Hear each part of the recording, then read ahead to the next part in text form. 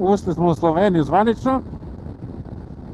Ovo je ne znam koji sat putovanja. Znači, pošli smo u pola 11, pola 12, pola 1, pola 2, pola 3, pola 4, znači neki 5. i 6. sat putovanja. 5. Iskreno, motor je za ove puteve rođen. Mnogo se lepo vozi.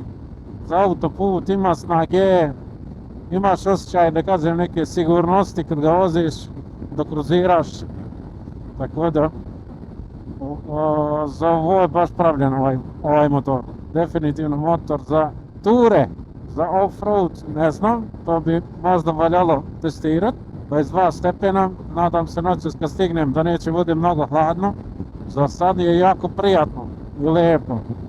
Znači, evo, ja vozim 140-150, zaštita od vetra je baš super, brate. Znači, nemam neki, da kažem, problem. Eventualno posle kad budem stao na neku pumpu, ću da stanem malo da se osvežim, da se protegnem, popijem sok, to će da bude na nekih 60 km odavde. Imat ćemo tačno 500 posle.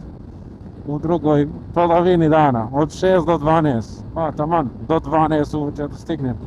Tako da vozit ćemo nešto i po mraku, ali ovaj motor ima dobro osvetljenje, ima maglenke, ima sve, tako da bit će to cool.